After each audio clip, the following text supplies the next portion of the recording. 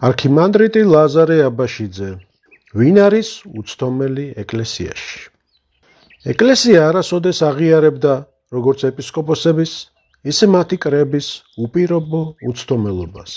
პანაიოტის ბუმისი თავის სტატიებში წერს: ეკლესიაში ჭეშმარიტების მყოფობა უეჭველია.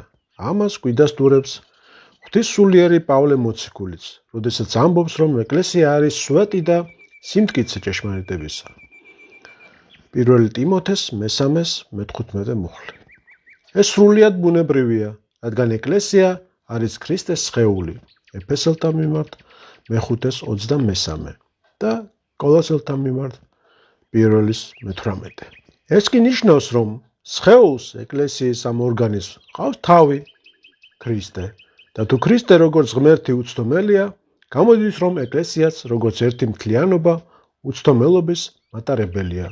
უცდომელია. მაშინ ზედამე დღეს დედამიწაზე და მთელ მსოფლიოში უცდომელ კანონმდებლად, მასწავლებლად და მსაჯულად გვევლინება ეკლესია. ერთი წმინდა კათოლიკე, სამოციქულო ეკლესიის ეს ღმერთკაცობრივი სხეული. ამრიგად, როდესაც ეკლესია ლაპარაკობს როგორც ერთი მთლიანობა, იგი უცდომელია. აქ ჩდება შემდეგი მნიშვნელოვანი კითხვა. როდესაც ლაპარაკობს ეკლესია როგორც ერთი მთლიანობა, პასუხი მარტივია და ცნობილი. მაშინ, როდესაც იგი ლაპარაკობს და იღებს გადაწყვეტილებებს მსოფლიო კრებაზე. ეს მარტივი და სავარაუდოდ ცნობილი პასუხი გასააზრებლად და განსაკუთრებით განსახორციელებლად არც თუ ისე მარტივია. როგორ გამოხატავს მსოფლიო კრება, რასაკვირველია მას შემდეგ, რაც მას ესეთად აღიარებენ, ეკლესიის სისავსეს და რატომ წარმოადგენს იგი მთელ ეკლესიას, რით მიიღწევა ეს. ჯერ ერთი მსოფლიო კრება შედგება ეკლესიის ყველა მართველი იერარქისაგან. ისინი თავის მხრივ წარმოადგენენ თავიანთ ეპოქაში მცხოვრებ ყველა ქრისტიანს, ყველანი ერთად კი მებრძოლი, მეომარი, მიწიერი ეკლესიის, ანუ ხილული ეკლესიის სისავსეს. მაგრამ რომ შეადგინონ მსოფლიო კრება და რომ ისაუბრონ მთელი ეკლესიის სახელით, იერარქები უნდა წარმოადგენდნენ არა მარტო ცოცხალ, არამედ გარდაცვლილ ქრისტიანებსაც. სხვა სიტყვებით, უნდა წარმოიდგნენ ზეცაში მოზეიმე ეკლესიასაც. მაგრამ როდის არის ეს შესაძლებელი?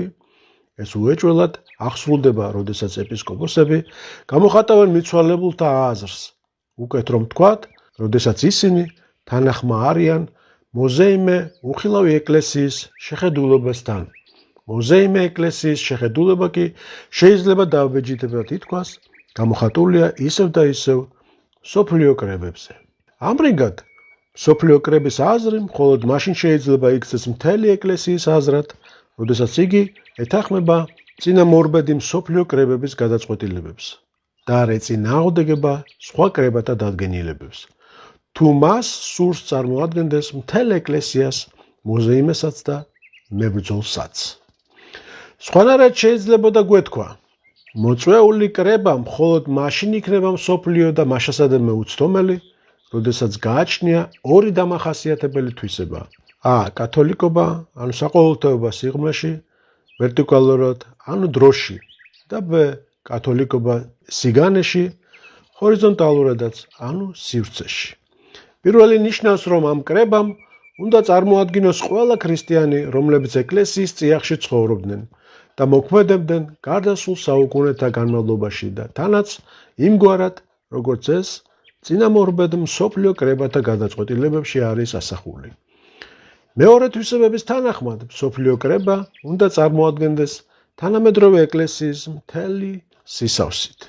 მაგრამ არც ეს არის საკმარისი. მოწვეული მსოფლიო კრება ასეთად უნდა აღიაროს მებრძოლი ეკლესიის სისავსემ. მსოფლიო კრების გადაწყვეტილებანი, როგორც უცდომელი, უნდა მიიღოს თუნდაც მდუმარედ დედამიწაზე არსებულმა მთელმა ეკლესიამ.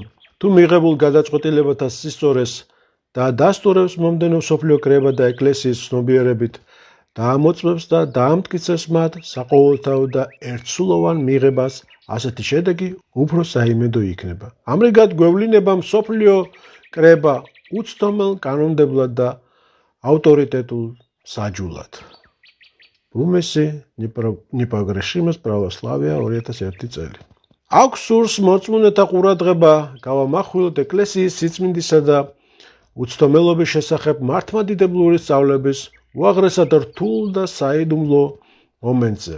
ძალზე ძნელია იმის გაცნობიერება, რომ თავად წმინდა ეკლესია მთელი თავისი სისავსით უცდომელია, მაშინ როდესაც მისი წევრები, თუნდაც ეპისკოპოსები ან მათი კრება შეცდნენ. როგორც თანამედროვე სახელმძღვანელოებში ნათქვამი, მეტისმეტად რთულია კრებათა დადგენილებების მიღების, ეკლესიის მიერ მათი შეწყნარების და ამასთან დაკავშირებით მსოფლიო კრებათა განსაზღვრელი კრიტერიუმების საკითხი. ისტორიიდან კარგადაა ცნობილი, რომ ზოგიერთი კრება არ იქნა აღიარებული მსოფლიოდ, პირიქით, დაგმობილნი იყვნენ როგორც ავაზაკთა კრებები, მიუხედავად იმისა, რომ ისინი მათში წარმოუდგენელი ადგილობრივი ეკლესიების რიცხვით მსოფლიო კრებებად აღიარებულ არ ჩამოუვარდებოდნენ. ეკლესიის ისტორიაში არაერთ გზის მომხდარა, რომ ჭეშმარიტების მხარე უმცირესობა აღმოჩენილა, ქრისტიანობის უმრავლესობას კი უარი უთქვამს მასზე. სინამდვილეში კრება არის თუ არა მსოფლიო, ამის ერთმნიშვნელოვანი განსაზღვრება არ არსებობს. რამე თუ არ არსებობს აბსოლუტური ჭეშმარიტების განსაზღვრელი გარეგნული კრიტერიუმები. როგორც წმინდა მაქსიმე აღსარებელი წერდა, კეთილსახურებით და კანონის თანახმად წმინდა და აღიარებულია ის კრებები, რომლებიც დოგმატების სისწორით დასტურდება. კოლემანი თავის ბროშურაში ავტორიტეტ მოპროსახვერი, ციტირებულია ნოვოსელოვის მიერ პისმა к друзьям 1992 წელს, ასე განმარტავს. მთელი ქრისტეს ეკლესია უცდომელია. იგი მხოლოდ იმას ითვისებს, რაც ქრისტესა და ყველა ქრისტიანის ურთიერთსიყვარულთანაა თანხმობაში. კოლოსელთა მიმართ მეორე მესამე მუხლები. ეკლესია თავისი სისავსით აღასრულებს უწყვეტ სწავლებას და მას მართავს უზენაესი გონი, თავად სულიწმინდა, რომელიც იცავს მას ყოველგვარი სენისაგან. რის წინააღმდეგაც არც ერთი ჩვენგანი ცალკე აღებული და თვით კრებაც კი არ არის დაზღვეული. რადგანაც უცდომელობა ეს არ არის კრების კუთვნილება, არამედ ქრისტეს მთელი ეკლესიის, რომელიც ამოწმებს თავის თავს კრებაზე. ყოველი ჩვენგანი იმდევნად ფლობს ჭეშმარიტებას, რამდენადაც მონაწილეობს ეკლესიის ცხოვრებაში. ეს მონაწილეობა კი მიიღწევა საკუთარი თავისადმი გამორჩეული სიყვარულის მოშლით, ეკლესიის სისრულეში საკუთარი თავის შენივთებით, თავმდაბალი სიყვარულით, საკუთარ აზრზე მაღლა ეკლესიის სხეულთან თანხმობის დაყენებით. რაც ზუსტად ავტორიტეტის რადიკალურ უარყოფას ნიშნავს, ვინც არ უნდა იყოს ეს. მარტოდენ იმის განზრახვაც კი მიისაკუთროს ასეთი ავტორიტეტი სხვების სინდისსა და სარწმუნოებაზე. წარმოადგენს მისთვის ქრისტეს ეკლესიის რადიკალურ უარყოფას, უარყოფისა და თავის მოყვარულობის უფსკრულს. მართლმადიდებლური კათოლიკე ქრისტიანული სწავლების თანახმად, კრებსითობა მოქმედებს იმ ურთიერთსიყვარულით, რომელიც ეკლესიის ცალკეული წევრების მთელ სიმრავლეს ერთმანეთთან აკავშირებს. წმინდა პავლე მოციქული ამბობს, რომ ქრისტიანთა გულები არიან თანაშეტყუებულნი სიყვარულით ყოვლისა მიმართ, სიმდიდრისა და გულსავსებისა, გულისმის ყოფისა მეცნიერად, საიდუმლოსა მას, ღვთისასა და მამისა და ქრისტესა, რომელსაც შინა არიან ყოველნი საუნჯენი, სიბრძნისანი და მეცნიერებისანი დაფარულნი.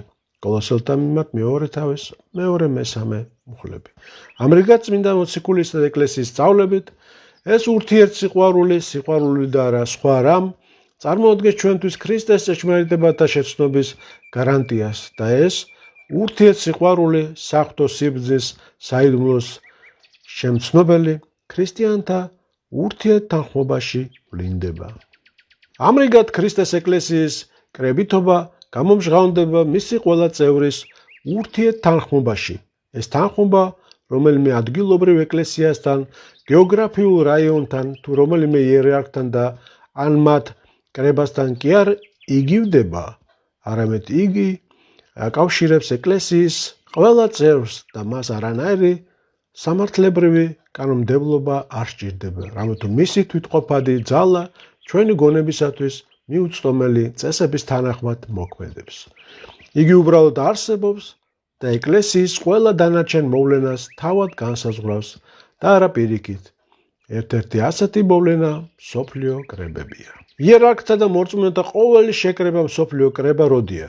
ვინაიდან ჭეშმარიტი მსოფლიო და უცდომელი მხოლოდ ის კრებაა, რომელსაც გააჩნია ორი ფაქტორი: მატერიალური და სულიერი. მატერიალური ფაქტორია კრებაში მონაწილე პირები, მათი ერთობლივი მუშაობის გარეგნული მხარეები, გადასაწყვეტი საქმეების რაოდენობა და ხასიათი. სულიერ ფაქტორს კი ეკლესიის მთლიანი სხეულის რწმენასთან კრებების მოწმობათა თანხვედრა განაპირობებს.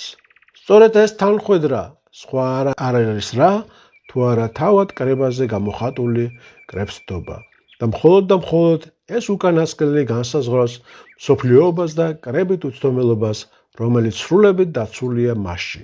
მაშა სადამე კრება მხოლოდ ამ თავისი სულიერ განსაზღვრებითი ფაქტორის წყალობით არის უცდომელი. როგორც ვნახეთ, მსოფლიო უცდომელობა ეკუთვნის არა კრებას, თავისთავად არამედ ქრისტეს მთელ ეკლესიას, რომელიც თავის შესახებ კრებაზე ამოწმებს.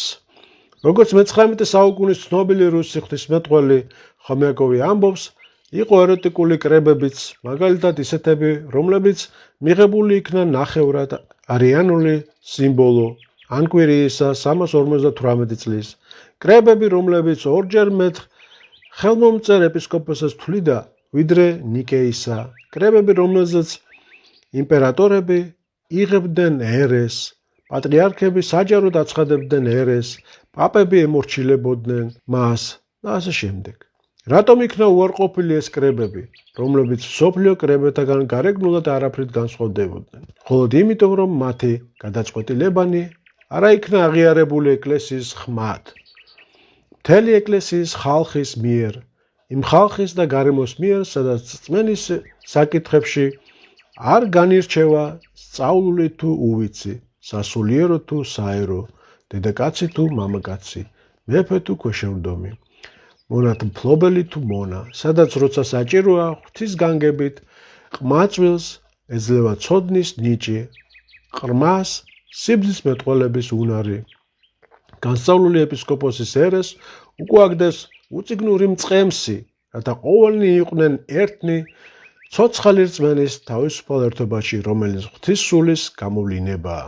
იგივე ხომიაკოვი, Несколько слов православного христианина 1880 წელი, მეორე გვერდი. და ბოლოს ეკლესიაში სარწმუნოების საკითხებში საყოველთაო სავალდებულო იერარქიული ავტორიტეტის არარსებობის შესახებ არც ვხვდებით აღმოსავლეთის პატრიარქთა 1884 წლის 6 იანვრის ცნობილ ეპისტოლეში. ჩვენთან არც პატრიარქებს და არც კრებებს არასოდეს რაიმე ახლის შემოტანა არ შეეძლოთ, რამე თუ ჩვენთან სარწმუნოების მცველი თავად ქრისტეს სხეულია, ანუ თვით ხალხია. როგორც ხედავთ, აქაც იგივე აზრია გამოთქმული, რაც პანაიოტის ბუმისთან კათოლიკობა ჰორიზონტალურად და ვერტიკალურად სივრცესა და დროში, კოლამინთან და მატერიალური ფაქტორი და სულიერი. და მეორე უარყოფითი კრებებია ტიროსის 335 წელი, ანტიოქიის 351 წელი, სელევკიის 359 წელი, კონსტანტინოპოლის 360 წელი, ნიკეის 360 წელი, სირმის 351, 357, 359 წლები, ეფესოს 459 წელი, ეგრეთ წოდებული ავაზაკთა და ასე შემდეგ. ვინ არის უცდომე და ასე შემდეგ. ახლა როცა გავარკვიეთ, რომ ეკლესიის უცდომელობა არ ნიშნავს ცალკეული ეპისკოპოსის, თუნდაც მათი კრების უცდომელობას, ამიტომ ყოველთვის არ უნდა ვიყოთ დარწმუნებული, რომ კრების გადაწყვეტილებაში ჭეშმარიტება აისახა. მნიშვნელოვანია განვიხილოთ, თუ ჭეშმარიტების რომელი კრიტერიუმები ჩაითვლება უცდომელად, რათა უშიშრად გამოვიყენოთ ისინი სულიერ ცხოვრებაში, გზაკვლევად, პახსუს იგივე ბუმისის ნაშრომიდან მოვიყვანთ. შესაძლოა ვინმე მწუხილითა და იმედგაცრუებით თქვას, რა უნდა მოვიმოქმედოთ ასეთ შემთხვევაში, საიდან უნდა მივიღოთ ჩვენთვის საინტერესო კითხვაზე ჭეშმარიტი პასუხი, როგორ მივხვდეთ თითოეულ შემთხვევაში სწორ გზაზე ვდგავართ თუ არა, მაგრამ აქაც სიმშვიდის შენარჩუნება გვმართებს. ზუსტად ამისთვის გადმოგცა ეკლესიამ ჩვენ მსოფლიო კრებათა უცდომელი კანონები, სიცოცხლესა და რწმენის, მსოფლმხედველობრივი და სამოღვაწეო ჭეშმარიტებისა და სიყვარულის. ეკლესიამ როგორც დედამ გადმოგცა ეს უცდომელი კრიტერიუმები, რათა ისინი ყოველთვის თან გქონდეს, რომ როცა მოვისურვებთ და დაგვჭირდება მათთან შეთანხმებით ვიმოქმედოთ. ეს უცდომელი კრიტერიუმები უპირველესად არის წმინდა წერილი, ძველი და ახალი აღთქმა, კანონი და მსოფლიო კრებათა გადაწყვეტილებანი, სარწმუნოების განსაზღვრებანი და კანონები, რომლებიც მათ განგვიკუთვნეს და დაგვიმტკიცეს. სწორედ ეს უცდომელი კრიტერიუმები მთელი მათი სისავსით შეადგენენ ნამდვილ და უეჭველ საეკლესიო გადმოცემას. შეიძლება ითქვას, რომ მხოლოდ ეს კრიტერიუმები ნამდვილად შეადგენენ საეკლესიო გადმოცემას. ჩვენ ამას ხაზს უსვამთ, იმიტომ რომ ეს გადმოცემა არის საეკლესიო გადმოცემა მთელ მის სისავსეში და არა რომელიმე მის ნაწილში. ყველა დანარჩენ გადმოცემას არ აქვს უფლება ერქვას საეკლესიო გადმოცემა, მანამდე სანამ არ იქნებიან მოწონებული და დამტკიცებული მთელი ეკლესიის მიერ. სწორედ ამის გამო საეკლესიო ჭეშმარიტ კანონებად ამ სიტყვის პირდაპირი გაგებით, რომლებიც გვიჩვენებენ პირდაპირ მიმართულებას, გვევლინებიან მხოლოდ ისინი, რომელიც დადგენილნი ან დამტკიცებულნი არიან მსოფლიო კრებების, ესე იგი მთელი ეკლესიის მიერ. ყველა სხვა კანონიკური ეპისტოლეები თუ დადგენილებანი გადმოცემული ადგილობრივი კრებების ან რომელიმე საეკლესიო პირის მიერ არ შეიძლება საეკლესიო კანონებად იწოდებოდნენ, რადგანაც მათ ზემოთ მითითებული საეკლესიო დადასტურება არ მიუღიათ. ამრიგად, ეს საეკლესიო გადმოცემა, ნამდვილი და სანდო საეკლესიო გადმოცემა შეადგენს მართლმადიდებლობის, ჭეშმარიტებისა და სიყვარულის, მართალი სარწმუნოებისა და სწორი ქმედების, ჭეშმარიტი ცხოვრების საფუძველს. ეს გადმოცემა შეადგენს საეკლესიო აკრივიას, სიზუსტე, უცვლელობა. ჩვენ ვალდებულნი ვართ ვიცოდეთ ეს გადმოცემა, გვწამდეს მისი დოგმატები, ვეთანხმებოდეთ მის კანონებს და საერთოდ ამ ჭეშმარიტებით ვიცხოვროთ. სხვაგვარად რომ ვთქვათ, ჩვენ უნდა დავიცვათ ეს აკრივია. მოუფრთხილდეთ მას და მივდიოთ მას ცხოვრებაში. სწორედ ეს აკრივია კრიტერიუმი, რის საფუძველზეც თითოეულს შეუძლია შეაფასოს შეხედულება, წარმოდგენები, სიტყვები და საქმენი, ქმედება და ცხოვრების წესი, როგორც თავისი, ასევე სხვისი, თუ მას სურს იყოს მართლმადიდებელი და ობიექტური. წინააღმდეგ შემთხვევაში ადამიანს ემუქრება საფრთხე ჩავარდეს ცდომილებაში, იყოს უსამართლო, სუბიექტური, განიკითხავდეს ამოდ განლაგებული გონებითა და მის ხორცლით მისთაითა.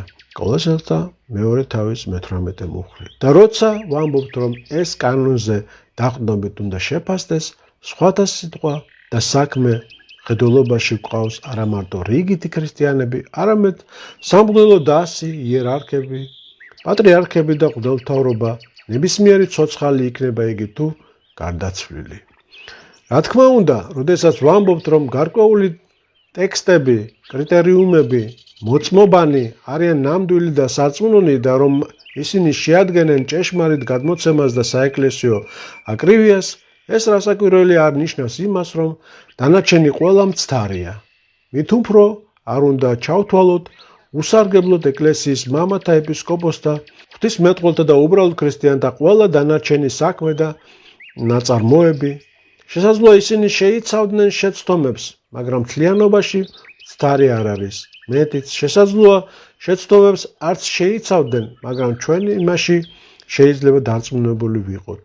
თუ განვაცხადებთ, რომ ეკლესიის დიდ მამათა ყველა მსჯელობა და გადაწყვეტილება უცდომელია, მაშინ გვექნება საფრთხე გავიზიაროთ პაპიზმის შეხედულებანი და ჩვენთა უნებურად წარმოვაჩინოთ ახალი არგუმენტები პაპის უცდომელობის სასარგებლოდ. გამოდის, რომ მამები და საეკლესიო ავტორები თავის მსჯელობებში შეუმცდარნი არ ყოფილან, ესე იგი, მათ შეუძლიათ შემცდარიყვნენ, მაგრამ ეს სულაც არ ნიშნავს, რომ მათი სიტყვები და ნაწერები სრულიად მცდარი იყო. ასეთი თხზულებების მაგალითებად გამოდგება წმინდა წერილის განმარტებანი, სარწმუნოების დოგმატების განხილვები, წმინდა კანონების კომენტარები, აგრეთვე საეკლესიო თუ ქრისტეში მოსაგრობითი ცხოვრების პირადი გამოცდილების გადმოცემა. Გასაკვირველია, ეს ყოველივე წარმოადგენს გადმოცემას, მაგრამ რადგანაც იგი არ დაუმტკიცებია მთელ ეკლესიას, ამიტომ ეკლესიის უეჭველ გადმოცემად ვერ ჩაითვლება. ამგვარ გადმოცემად შეიძლება მივიჩნიოთ ჩვენს მოძღვართა მსჯელობები, ჩვენი ეპისკოპოსებისა და წმინდა სინოდის განჩინებანი და დადგენილებები. როგორ მოვიქცეთ ასეთ შემთხვევაში? დაუჯეროთ მათ, მივიღოთ ისინი და ცხოვრებაში გამოვიყენოთ? აუცილებელია ისინი, თუ შეიძლება მათი უგულებელყოფა? ისინი, რა თქმა უნდა, იმდენად არიან აუცილებელი, რამდენადაც არ ეწინააღმდეგებიან წმინდა წერილსა და მსოფლიო კრებათა გადაწყვეტილებებს, ესე იგი, უეჭველ საეკლესიო გადმოცემას. ისინი სავალდებულო მაშინაც არის, როდესაც უცნობია, ეწინააღმდეგება თუ არა საეკლესიო გადმოცემას.